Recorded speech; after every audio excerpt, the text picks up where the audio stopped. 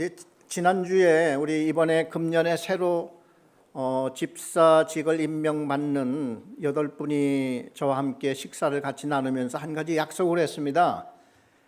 최소한도 수요일 저녁에 기도 순서에 우리 집사님들 모두가 돌아가면서 기도할 수 있도록 제가 그런 기도를 어떻게 하는가, 그 하는 방식과 또 해야 할 의무가 왜 있는가에 대한 이런 말씀을 쭉 함께 드리고 다 거기에 동의하고 감동받고 기도하기로 그렇게 약속을 했습니다. 그러니까 우리 예배 순서, 이 기도 순서 이렇게 짜시는 장로님께서 참작하셔서 이제 이번에 새로 집사로 임명되신 분들 차례로 기도 순서에 넣으시면 좋을 것 같습니다. 우리 오늘은 베드로전서 마지막 장 5장을 같이 읽도록 하겠습니다. 베드로전서 5장 1절에서 11절까지 신약성경 382페이지 베드로전서 5장 1절에서 11절까지 교독을 하겠습니다. 제가 한 절 읽고 여러분이 한 절 읽고 이렇게 해서 너희 중 장로들에게 권하노니 나는 함께 장로된 자여 그리스도의 고난이 증인이요 나타날 영광에 참여할 자니라.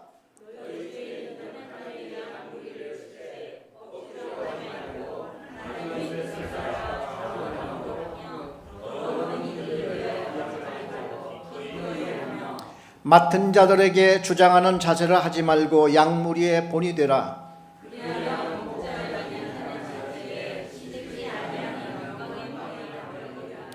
젊은 자들아 이와 같이 장로들에게 순종하고 다 서로 겸손으로 허리를 동이라. 하나님은 교만한 자를 대적하시되 겸손한 자들에게는 은혜를 주시느니라.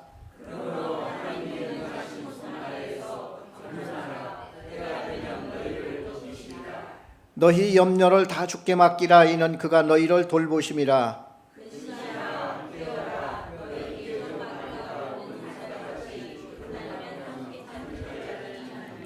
너희는 믿음을 굳건하게 하여 그를 대적하라. 이는 세상에 있는 너희 형제들도 동일한 고난을 당하는 줄 알미라.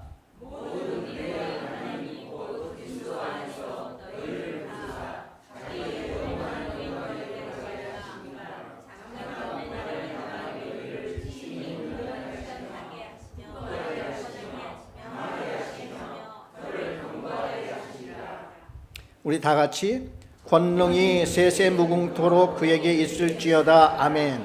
예. 베드로는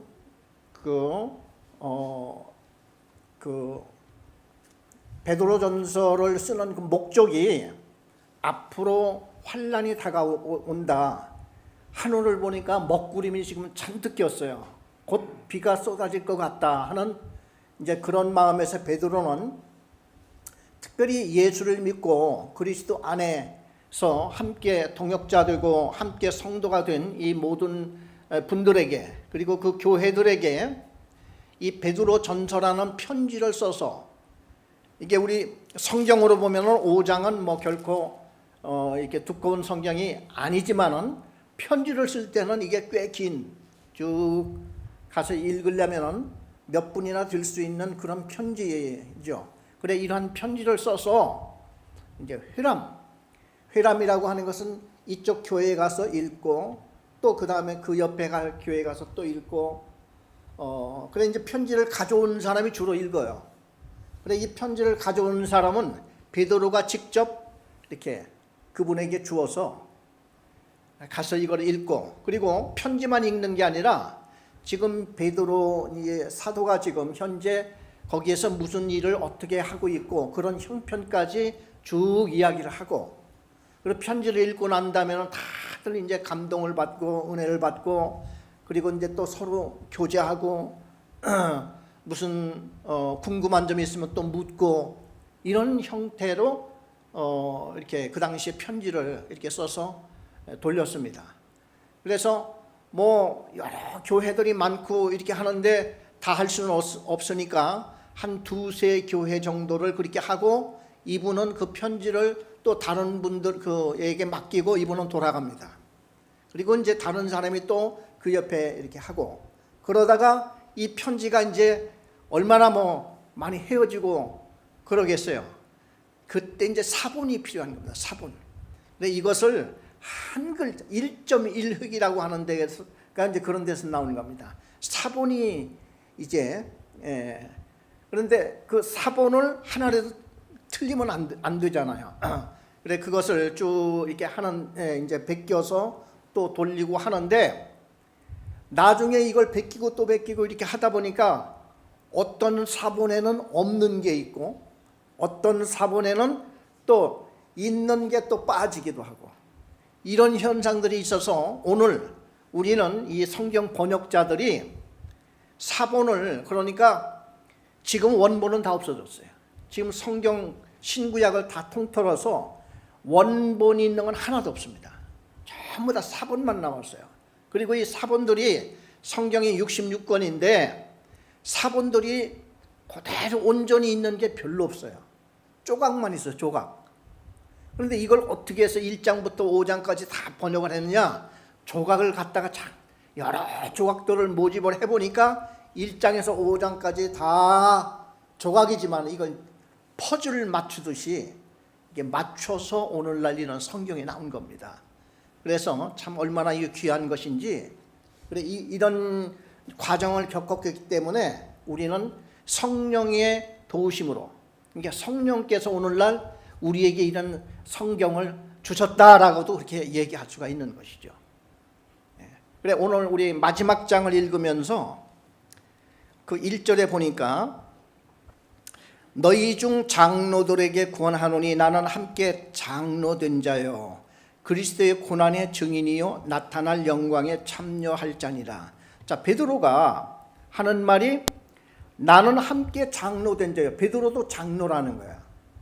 그래서 이 성경에 나오는 장로의 개념이 오늘날 교회의 장로의 개념하고는 다릅니다.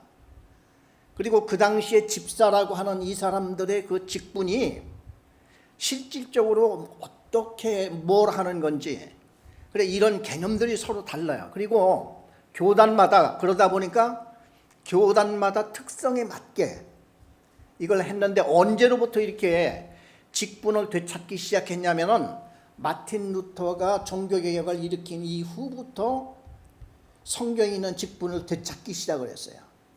그럼 그 전까지는 어떻게 됐느냐? 그 전까지는 천주교, 캐토릭이었었어요, 이 교회가. 그러다 보니까 이 캐토릭에서는 성경에 없는 직분을 만들었어요. 성경에 교황이 있습니까? 교주가 있습니까? 여러 있는데, 그러니까 이것은 그 당시의 정치 색깔과 어떠한 그 권위적인 권세의 어떤 등등을 다 감안해서 계급식으로 그 직분들을 다 만들어서 한 근 1000년 동안을 이어져 나온 거예요. 천주교회가. 그래 그 천주교회의 그 교황이 생긴 때가 예수님 이제 오신 이후에 한 500년 이후부터 교황 제도가 생긴 겁니다. 그 당시 교황은요, 세상에 죄가 없다는 거예요. 교황이 되면은 그 사람은 죄가 없다는 거예요. 지금도 그걸 믿고 있다니까요. 이분들은 말이 됩니까? 교황이 되면 죄가 없습니까? 이걸 믿고 있어요. 지금도. 이거 건들지 못하게 해요. 참 그러니까 그리고 그 교황의 권위가 말씀보다 더 높아요. 이건 말도 안 된다는 생각을 우리는 하게 되죠. 실제로 그래요. 왜냐 그 사람들이 왜 그렇게 생각을 하냐 하면요, 이 교회가 이 말씀보다 권세가 더 있다는 거야. 교회가. 그래서 왜냐하면은 이게 이 말씀이 AD 한 300년경에 이게 인간적으로 보면 편집된 거예요. 신약 성경이. 그 당시에는 예수님 당시에는 신약 성경이 없었잖아요. 바울 시대에도 신약 성경이 없었습니다. 베드로 살아있을 때도 신약 성경이 없었어요. 그러면은 편지를 이렇게 회람식으로 이렇게 돌렸잖아요. 이 나중에 이 편지들을 모아서 신약 성경으로 번역을 한 거예요. 그러니까 그 당시에는 원본이 있었을 거예요. 이 성경을 그 AD 한 315년에서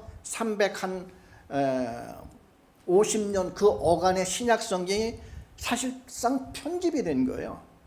그래서 몇 가지 그 당시에 원리를 만들어 놨었습니다. 첫째는 예수님의 제자가 쓴 편지는 무조건 신약 성경에 들어온다. 이렇게 된 거예요. 예수님의 제자. 두 번째, 사도 바울이 쓴 것은 들어온다. 세 번째는 이제 제자도 아니고 바울도 아닌데, 그러나 예수님을 실제로 보고 듣고 예수님을 실제 이제 보고 예수님의 음성을 직접 들은 이런 사람들이 쓴 편지는, 서신은 신약성경에 들어온다. 이러한 원리를 정했어요. 그래, 예를 들어 마가복음, 마가라고 하는 사람은 예수님을 보았을까요? 못 보았을까요?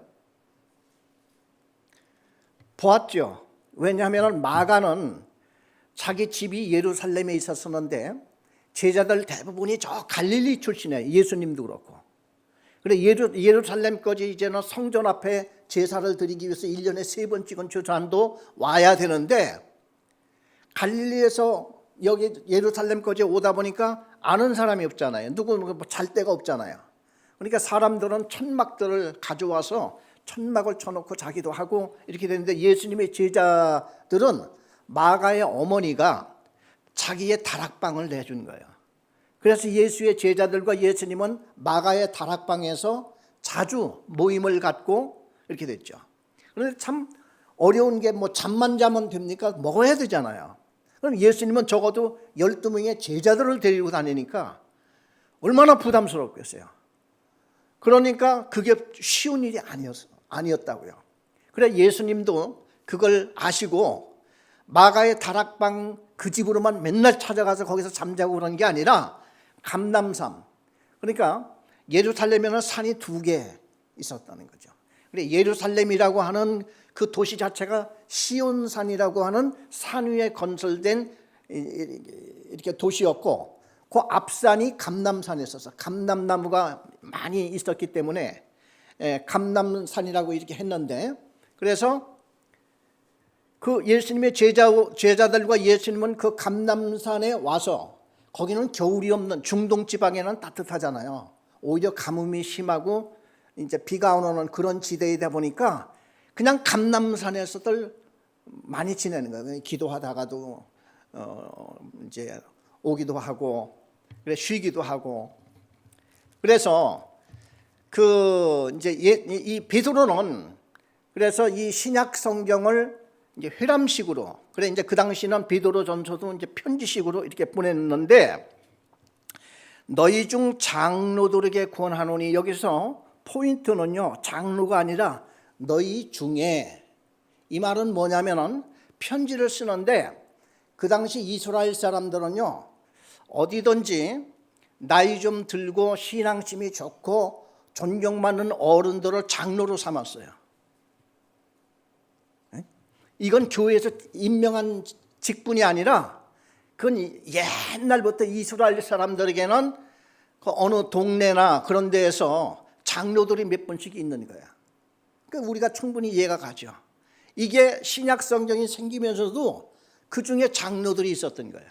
이건 교회에서 임명한 장로가 아니고 그냥 이스라엘 사람들은 자동으로 나이가 많고 존경받는 어른들 중에는 몇몇을 주민들이 장로로 세우는데, 베드로도 그 중에 하나였었다는 거죠. 자, 그래서 우리 성경을 볼 때는 꼭 2가지를 잘 봐야지 돼요. 신분이 있고 직분이 있어요. 신분은 뭡니까? 우리는 다 같이 예수 믿는 한 성도는 신분이죠. 그렇죠? 이 목사도 예수를 믿는 하나의 성도 아닙니까? 하나의 신자죠. 그러나 직분이 목사고, 이제 그거예요. 그래, 그 당시에 장로들은 뭐로 했냐? 사도 시대에는 사도는 12명밖에 없잖아요. 그리고 그 당시에 신학 학교가 뭐 있어서 목회자들을 배출을 뭐 많이 하고 하는 그런 시대가 아니었기 때문에 순례 이렇게, 그러니까 특별히 말씀의 은사를 받은 이런 사람들이 순회를 다니면서 교회마다 들리면서 오늘날 부흥이 하는 식으로 이렇게 하고 다니는 순회 전도자들이 있었어요. 그래, 그분들은 목회자가 아니잖아요. 그러니까 이분들은 이제 잠깐 왔다가 말씀 전하고 가고 하는데 그 교회에서 실질적으로 목회자 역할을 비슷하게 하는 분들이 장로들이었었어요. 이해가 가죠? 그래, 이제 사도들이나 그런 분들은 이제는 장로도 같이 있고 또 말씀을 전하는 자이고 이렇게 하다 보니까 이제 목회자 같은, 그리고 그런 교회는 제법 틀을 딱 갖춘 교회가 그 당시에 될 수가 있었던 거죠. 자, 그래서 너희 중 장로들에게 구원하노니 나는 함께 장로된 자요 그리스도의 고난의 증인이요. 이게 그리스도의 고난의 증인이라고 하는 말은 뭐냐면은 베드로는 예수님의 제자가 되었죠. 그리고 3년 동안 예수님이 하시는 일을 다 보고 마지막에 십자가에 못 박혀 죽는 것도 보았고 장사 지낸 것도 보았고 직접 자기들이 다 이렇게 했잖아요. 그리고 나중에 부활하신 예수님도 만났고 하늘로 승천한 것까지 본 사람들이 그 사도들 아닙니까? 그러니까 베드로는 그걸 특별히 예수님의 고난의, 여기 보니까 고난의 증인, 예수님이 누구 때문에 고난을 받았냐 하는 증인이라고 할 것 같으면 예수님이 십자가에 못 박혀 죽었어 하는, 그렇게 말하는 사람이 증인이 아니고 예수님이 십자가에 못 박혀 죽었는데 그 이유가 뭐냐면 우리 죄를 대신 지고 죽으셨기 때문에 우리를 구원하기 위해서 죽으신 거야. 이게 증인입니다. 그래, 예수님은 너희들이 성령을 받으면은 그리스도의 증인이 되어라 그렇게 말씀을 했죠. 그래, 이 증인이 된다고 하는 것은 예수님이 역사적인 사실만을 말하는 게 아니라 그 예수님이 죽었다고 하는 그것만 알면은 뭐 예수님의 제자들이 꼭 뭐 그것만 증거한다고 하면 무슨 제자이겠어요. 그분이 십자가에 못 박혀 죽으신 그 이유, 그리고 우리는 바로 그분에 의해서 구원받고 하나님의 자녀가 되었다고 하는 이 사실, 그러므로 우리도 주님을 위해서 고난을 받을 때 원망하거나 그러지 말고 그걸 달게 받자. 고난은 잠깐이지만은 고난이 주는 그 은혜는 얼마나 크냐 하는 거로 얘기를 하는 거야. 자, 그 점쟁이들 있죠, 점쟁이. 대부분이 점쟁이를 찾아가는 사람들은 고난이 오지 않도록 하기 위해서 찾아가는 겁니까? 아니면은 고난이 오더라도 그걸 잘 이길 수 있는 비법을 듣기 위해서 점쟁이를 찾아갑니까? 대부분이요, 점쟁이들이 비법보다는, 그리고 거기 찾아가는 사람들은 아예 고난 없게 해달라고, 안 오게 해달라고 하는 거예요. 안 오게 해달라고. 대부분이 그 시골이나 이런 데서 사는 모든 사람들이 그 뭐 빌고, 옛날 할머니들 뭐 물 떠다 놓고 빌고 이렇게 하는 것들이 그냥 무조건 잘 되게 해달라고. 자식들 뭐 아프지 않게 해주시고 뭐 우리 집에 재앙이 오지 않도록 해주시고 하는, 전부 다 그거이지. 그런데 이 성경에는 그런 게 없이 고난이 오면은 우리는 그거를 어떻게 해야 할까에 대한 그걸 가르쳐주고 있는 거죠. 그래, 항상 여기를 보면은 고난이 잠시 온대요, 잠시. 그런데 이 고난이 잠시 온 게 아니에요. 한 250년간 왔어요. 한 300년간 왔어요, 고난이요. 왜냐하면 그 역사적으로 보면은 로마 황제들이요, 네로 황제로부터 이제 고난이 시작이 됐는데, 교회를 핍박하기 시작했는데, 그 뒤로 한 황제 한 10명, 이제 한 사람이 황제가 되면 죽을 때까지 황제니까 한 사람이 오래 황제를 하면 한 막 30년, 50년씩 했단 말이죠. 이런 사람들이 한 10대까지 막 이어서 교회를 핍박하고, 어떤 황제는 아주 혹독한 핍박을 하기도 하고 어떤 사람은 좀 느슨하기도 하고 이렇게 했는데, 그런데 이 성경을 보면은 잠깐이래요, 잠깐. 왜 그런가 하니요, 우리 10절을 한번 보겠습니다. 모든 은혜의 하나님 곧 그리스도 안에서 너희를 부르사 자기의 영원한 영광에 들어가게 하신 이가 잠깐 고난을 당한 너희를, 자 그렇죠, 잠깐 고난을 당하게 했는데 그 이유를 지금 쓰는 거예요. 고난을 당한 너희를 친히, 그러니까 고난을 주신 이유가 뭐냐? 네 가지로 얘기를 하고 있는데, 온전하게 하시고 굳건하게 하시고 강하게 하시고 털을 견고하게 하시기 위해서 고난을 주신다는 거죠. 자, 그러면은 고난은 그냥 우연히 오는 것도 아니고 또 그야말로 막말로 재수가 없어서 오는 것도 아니고, 고난은 하나님이 주시는 것이다. 성경은 늘 그렇게 얘기를 하고 있어요. 고난은 하나님이 주시는 것이다 이거죠. 그러면 우리 가정에 오는 고난, 내 개인에게 오는 고난은 누가 주신 것입니까? 하나님이 주신 거잖아요. 하나님이 주신다는 거죠. 그러면은 다 이유가 있을 거란 말이죠. 그래, 여기는 이유가 있는데, 처음에 고난을 받을 때는 참 힘들고 어려운데 고난을 받다 보면은 온전하게 한대, 우리를. 그러니까 그때는 뭐 죄를 짓고 뭐 누구하고 싸우고 그러다가도 고난을 실질적으로 받다 보면은 나를 순수하게 만든다는 거예요. 믿음대로 살아가도록 이렇게 만든다는 거죠. 그런 결과가 나타나고, 두 번째는 굳건해진다는 거예요. 고난을 받게 되면 굳건해진다. 세 번째는 강하게 된다는 거예요. 그러니까 같은 고난이 와도 처음에는 어렵고 힘들은데 해가 지날수록 거기에 우리는 익숙해지는 거야. 그 북한이 1997년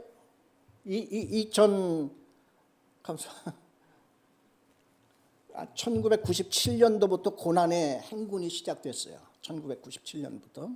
왜냐하면 배급이 딱 그때부터 중단이 됐으니까요. 그래, 그때 300만이 굶어 죽었다고 그러는 거잖아요. 그런데 지금도 그 고난은 똑같이 온대요, 지금. 그런데 지금은 굶어 죽는 사람이 없습니다. 왜? 그때 한번 호되게 당한 후에 모든 국민들이 배급만 기다릴 게 아니라, 야, 풀뿌리라도 캐서 먹어야 된다 하는 이 인식이 이제 싹 바뀐 거예요. 그래서 지금은 아주 굉장히 그게 강하답니다, 이분들이.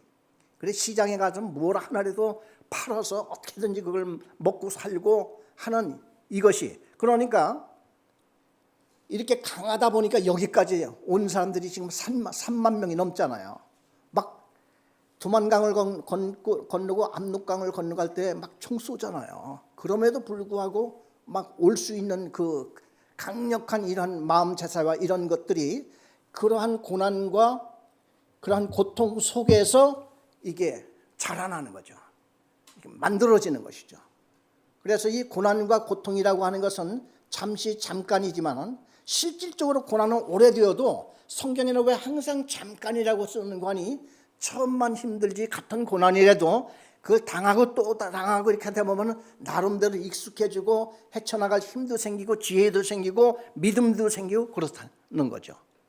그래서 여기서 보면 온전하게 하시고 굳건하게 하시고 강하게 하시고 털을 견고하게 하시는 결과를 가져온다 하는 그 얘기입니다.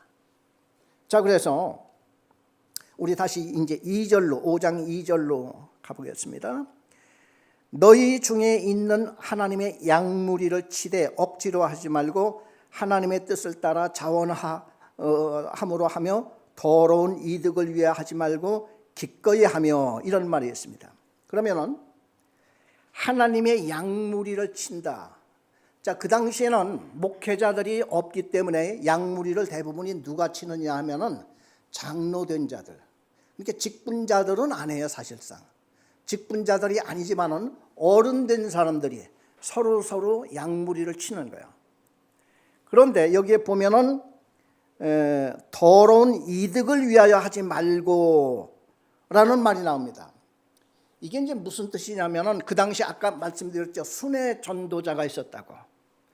그 당시 이제 특별히 말씀의 그 은사를 받은 사람들이, 이 사람들은 성경만 보면은 말씀이 솟아오르는 거예요. 그 이제 여기 성경에 보면 말씀의 은사라고 하는 것도 있죠. 말씀의 은사. 그래 이분들은 성경만 보면은 모든 것들이 많이, 그래서 이것을 전하지 않으면 참 견딜 수 없을 정도로, 그래 이제 솟구치는 말씀 이런 거를 갖는 사람들이 있는데, 이런 분들이 각 교회를 다니면서 순회 전도를 하는데, 이제 전도를 하면 어느 날부터 이분들에게 이제 살해를 하기 시작했대요.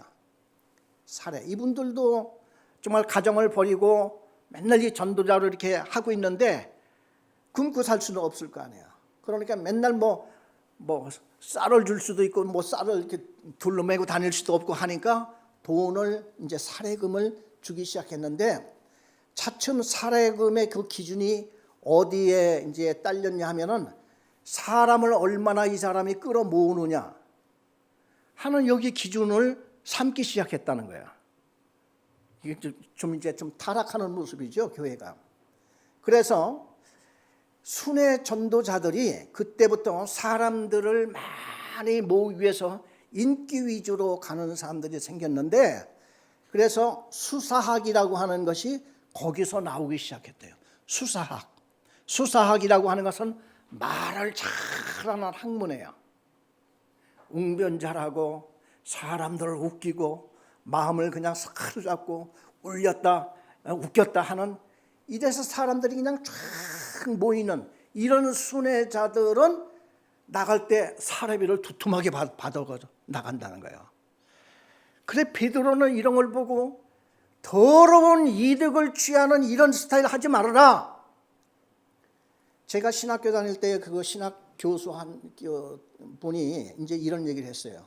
목회자들이 이제 목회라고 하는 것은 여러 가지 목회가 뭐 여러 가지가 있지 않습니까? 교회에서 그 목회를 하려면 여러 가지 이제 갖춰야 할 덕목이 있는데, 그 중에서 가장 첫째로 그 목회자들이 갖춰야 할 덕목은 말씀을 온전히 잘 전하는 것이 최고다, 이렇게 가르쳤어요. 말씀을 잘 전하라.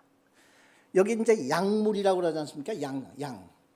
이제 양떼를 잘 이렇게 이제 양무리를 치라 이렇게 하는데, 그 양떼들이요, 사람이나 짐승이나 가장 중요한 것은 먹는 겁니다.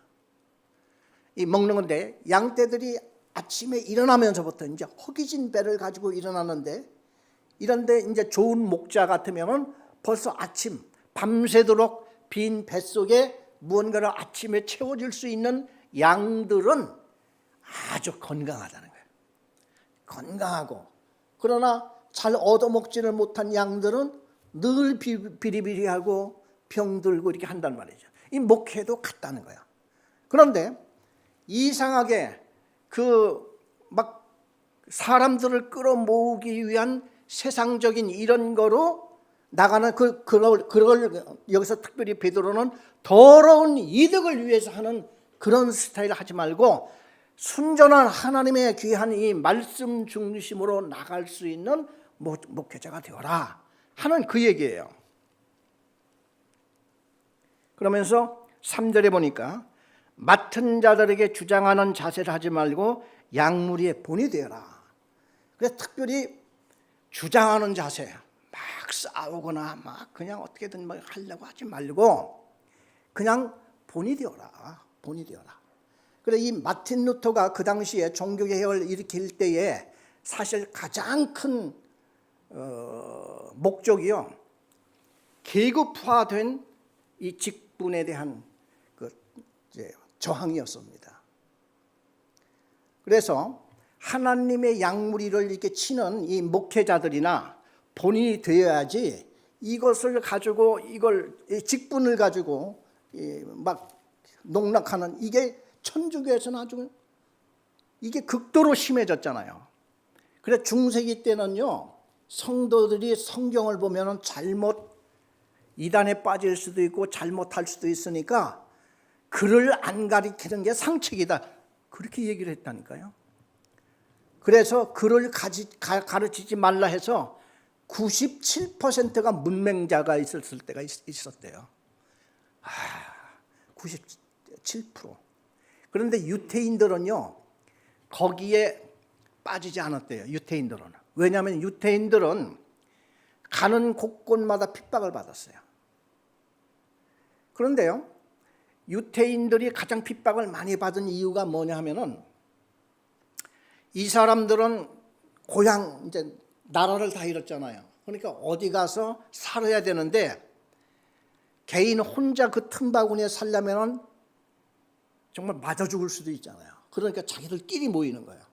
어느 나라를 가더라도 유태인들은 자기들끼리 딱 이렇게 뭉치고, 그리고 옛날에는요, 예를 들어서 이 도시에서 고등어 한 마리가 1,000원인데 저쪽에 가보면은 고등어 한 마리가 5,000원이더라 하는 정보 교환이 유대인들끼리만 있었대요. 그러니까 유태인들은 여기서 고등어를 잡아가지고 1,000원에 사서 그쪽으로 빨리 달려가서 5,000원에 파는 거야. 그리고 또 그 동네에 있는 또 귀중품을 사다가 이 동네 가서 또 팔고, 이래서 이 유태인들은 가는 곳곳마다 이 사람들은 잘 살게 돼 있었다는 거죠. 그래 가서 이제 잘 살고, 미국의 역사도요 유태인의 역사인데, 옛날에 링컨 대통령하고 그 남북 전쟁을 일으킬 때에 유태인들이 어떻게 돈을 벌었는고 하니, 그때는 전쟁에서 총을 쏘다가, 총이 뭐 옛날에 그 총들이 얼마나 허접했겠어요. 그런 총 가지고 막 쏘다가 고장이 났어. 그럼 전쟁 때 언제 이거 수리하고 뭐 하겠어요? 다 버린단 말이에요. 이것을 보고 어느 유태인들이 총을 수집한 거야. 총 주스러 다니는 거야. 그래 총을 그냥 잔뜩 주워가지고 싹 기름 바르고 다시 이렇게 해가지고 또 잘 나가는 총으로 돼서 갖다 또 전쟁 그 군대 막사에 가서 총을 또 가서 거래를 해가지고 이걸 또 팔아먹는 거야. 그리고 또 가서 보니까 이 군인들이 먹는 게 형편없네. 식당을 차렸대요. 또 그 전쟁터를 따라다니면서 본부대 옆에 식당을 또 따라다니면서 차리고, 유태인들이 그 전쟁터만 전쟁이 났다 하면은 돈을 그렇게 많이 벌었답니다. 그래서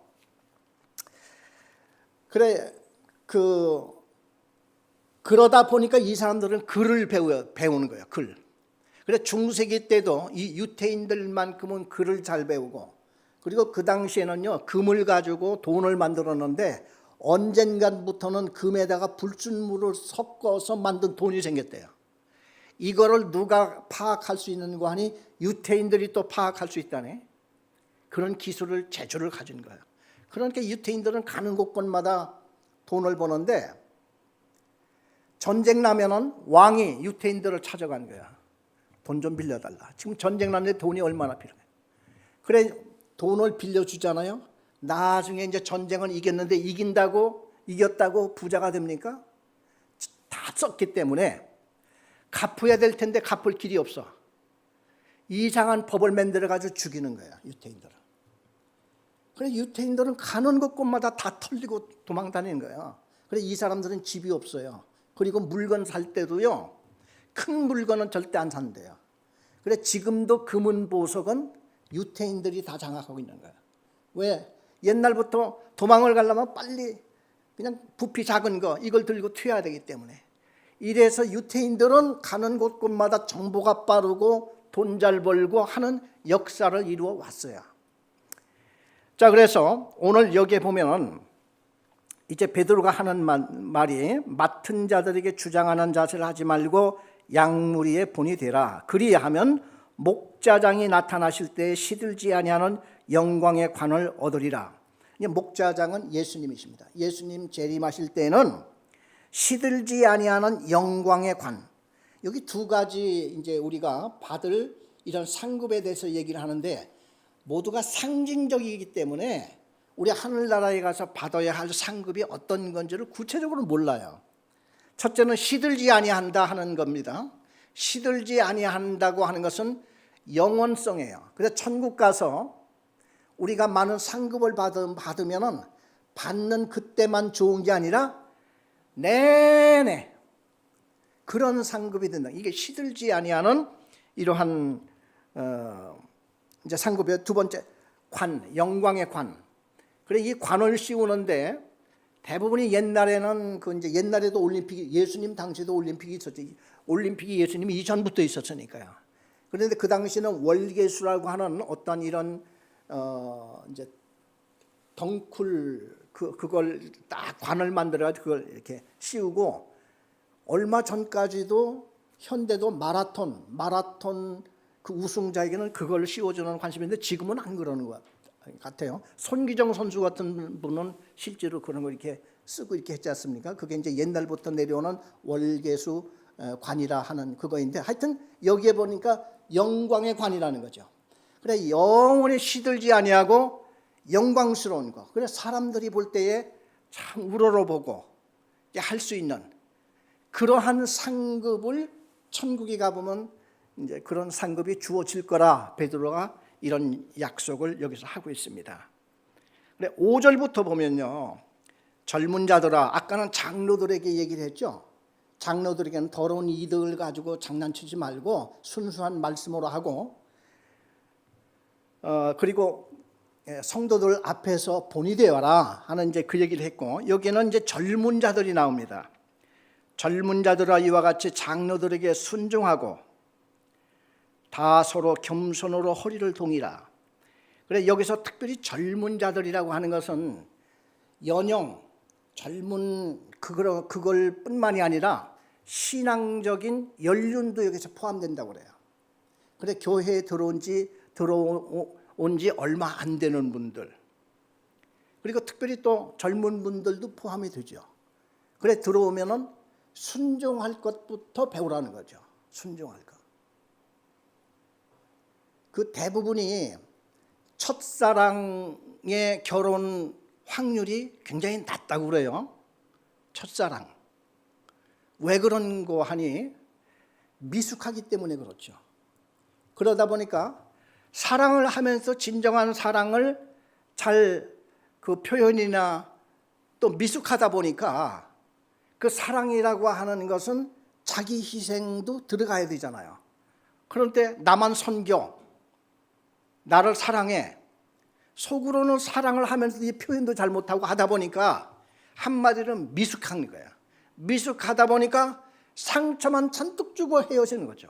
이러니까 그 첫사랑의 결혼에 골인하는 것이 그게 성공률이 낮다 하는 이제 어디에서 그런 것을 좀 들었는데 그래 우리 신앙생활 할 때도 가장 좋은 것은 와서 보고 듣고 배우고 순종하는 거죠. 순종하는 거예요.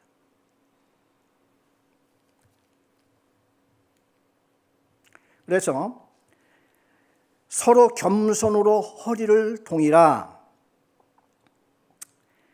하나님은 교만한 자를 대적하시되 겸손한 자들에게는 은혜를 주시느니라. 하나님부터가 그러신다는 거예요. 그 교만이라고 하는 것은 뭡니까? 교만이라고 하는 것은 나 자신을 드러내놓고 나 자신을 자꾸 이렇게 높이려고 하는 것이죠. 그래 이런 것은 하나님께서도 이런 것은 대적을 하시고 겸손한 자들에게는 은혜를 주시느니라. 여기 겸손한 자라고 하는 것이 그 여기에 보면은 그 이런 게 있어요. 하나님의 능하시는 손 아래에서 겸손하라. 손 아래라고 하는 게 있죠.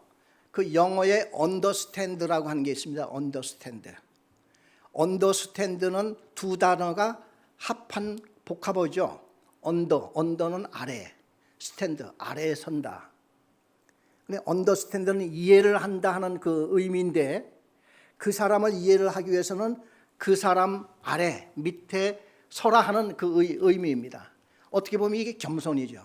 겸손이라고 하는 것은 아래에 서는 것이죠. 아래. 그래서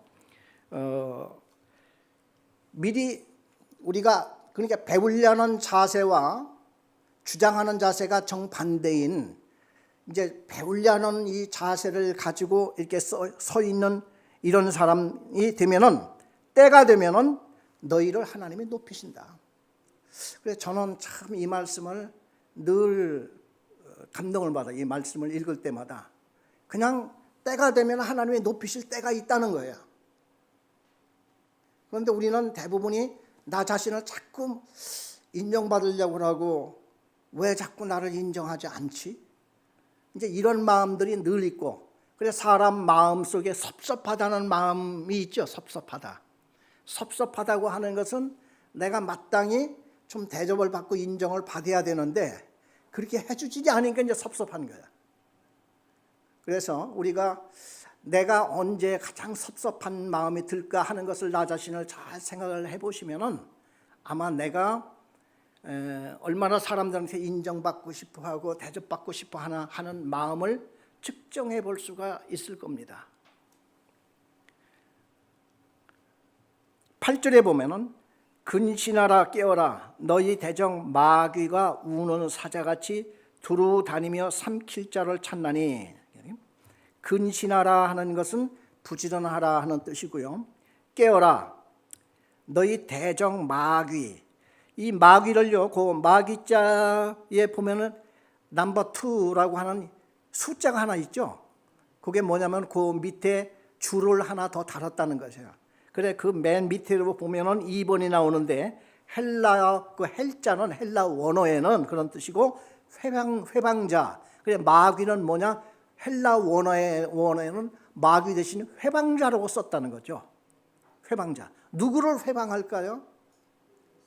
우리가 하나님을 믿는 것, 그리고 우리가 예수를 믿는 것. 그러니까 한마디로 말해서 구원받는 것을 회방하는 자예요, 마귀는.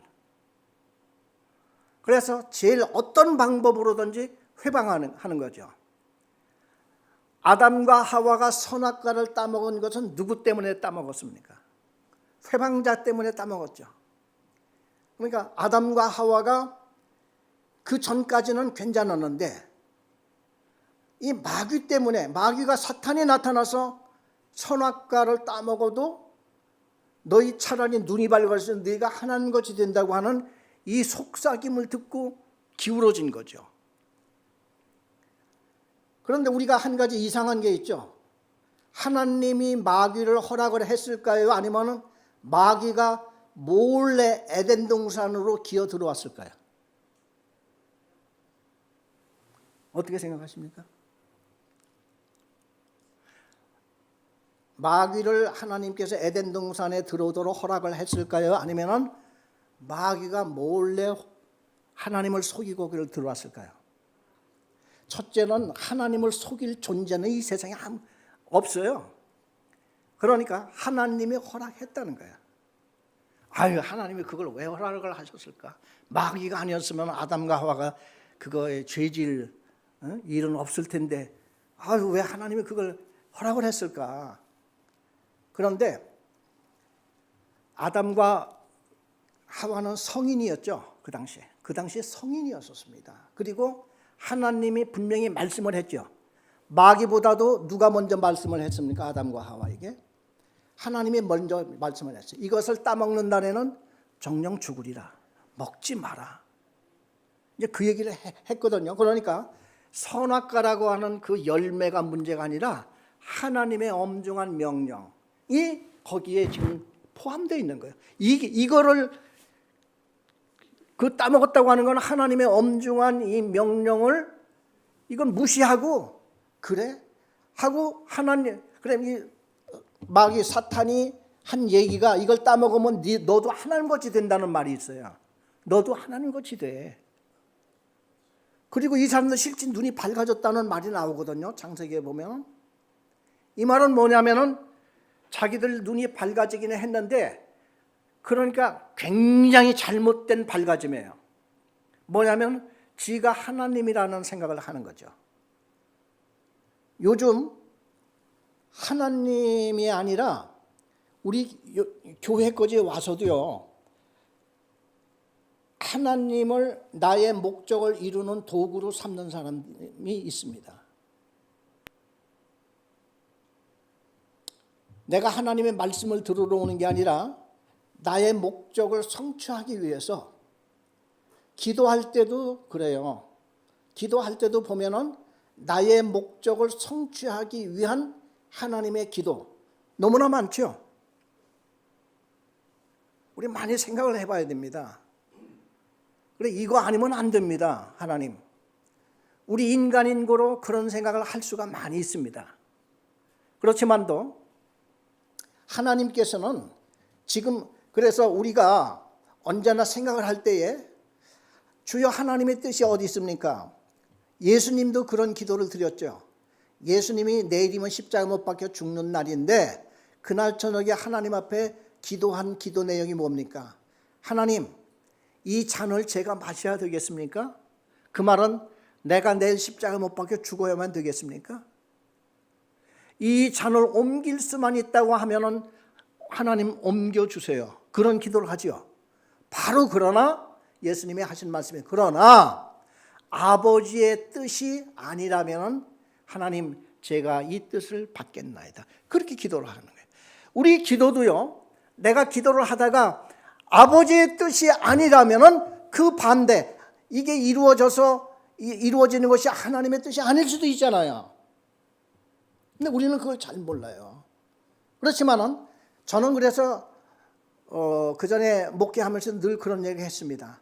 틀린 기도라도 하라. 왜냐하면 우리 이게 틀린지 맞는지 잘 그걸 구별을 못할 때가 있어요. 그래 열심히 하되 언젠가는 깨달음이 와요. 내가 잘못된 기도를 했구나. 그 깨달음이 올 때는 바로 회개를 하라. 깨달음이 없는데 어떻게 그걸 회개할 수가 있겠어요? 어떻게 내가 분별할 수가 있겠습니까? 그렇죠? 그래서 오늘 여기 너희 대적 마귀가 우는 사자같이 두루 다닐 자를 삼킬 자를 찾나니, 이 마귀가요 우는 사자가 두 가지 의미가 있습니다. 하나는 배고픈 사자예요. 그러니까 먹을 것을 막 찾으려고, 마귀가요 먹을 자를 두루 찾으려고 다니는데, 마귀는 하나님을 믿는 신자를 찾을까요? 하나님을 믿지 않는 불신자를 찾아 다닐까요? 누구를 찾을 것 같아요? 마귀는 불신자는 이미 자기 자식들이야. 자기 밑에 있어요. 자기가 마음대로 할 수 있는 자들이야. 마귀가 우는 사자같이 찾아 돌아다닐 대상은 하나님을 믿는 자들이에요. 왜? 이간질 시키기 위해서, 방해놓게 하기 위해서. 그래, 이런 배고픈 사자가 한 가지가 있고요. 두 번째는 그냥 우는 사자가 있대요. 우는 사자는 이건 맹탕이야. 그냥 포음만 그냥 무시무시하지 아무 힘을 쓰지 못하는 사자라는 거죠. 그런 의미도 있대요, 마귀가. 왜냐하면 마귀가 예수를 믿으면 구원을 받는 그걸 우리가 지금 다 알려졌는데, 비밀이 다 알려졌는데, 그걸 깨닫게 되면 죽음까지도 우리 커버할 수 있죠. 옛날에는 죽음이라고 하면 제일 무서워했는데 이제 구원받은 상도들은 내가 죽는다 할지라도 나는 천국에 들어가고 또 여기 산다 할지라도 고난이 온다 할지라도 나는 주님과 동행하고 있는데 어때? 하는 믿음을 우리는 가질 수가 있잖아요. 그러다 보니까 마귀는 허탕이야. 이건 무슨 자기가 우는 사자같이 폼 잡아봐야 안 된다는 거예요. 그런 것을 누가 가장 잘 보여주느냐면 다니엘서에 가보면 다니엘입니다. 다니엘과 세 친구들은 우는 사자같이 막 그냥 주변 환경이 그렇게 한다 할지라도 이 사람들은 뚝심을 갖고 맷집을 그냥 갖고서 나가니까 별거 없는 거예요, 다들. 이렇게 해서 꼿꼿이 끝까지 간 사람들이 다니엘과 그 세 친구들이 아닙니까? 그래, 그런 걸 보면서 오늘 여기에서도 우리가 신앙생활 할 때에 가장 중요한 것은, 그래, 우리의 기준은 말씀이 돼야지 돼, 말씀. 그거 외에는 답이 없어요. 제가 아무리 생각을 해도요, 다른 답이 없어요. 그래, 우리에게 이걸 주셨는데 성령을 보내주신 이유는 이거를 읽을 때 성령께서 이거와 함께 하시기 위해서 성령을 보내신 거예요, 하나님께서. 그렇다고 그러면은 우리가 신앙생활하면서 비법과 방법은 다른 게 뭐가 더 있습니까? 이 말씀이 있는 것이죠. 말씀으로 은혜를 받고 이게 기준이 되어서 나중에는 내 마음속의 모든 생각과 분별력, 모든 판단이 기준이 여기로부터 나오는 거죠.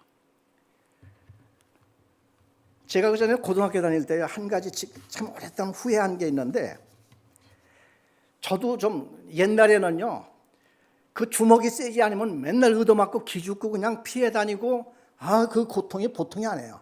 근데 우리 동네에 태권도가 들어왔어요. 태권도. 야, 그래서 이제 이 태권도를 이제 배워보려고 이제 등록도 하고 그러는데 어디에서 걸리냐면은 심사를 보는데 심사가 주일날 보는 거야. 주일날 예배를 빼먹고 태권도 심사 받는 그 장소까지 가서 주일 하루는 공치고 거기 가서 거기에 제가 딱 걸려가지고 고민을 하다가 태권도를 포기했어요. 그런데 그게 늘 마음속에 아쉬워.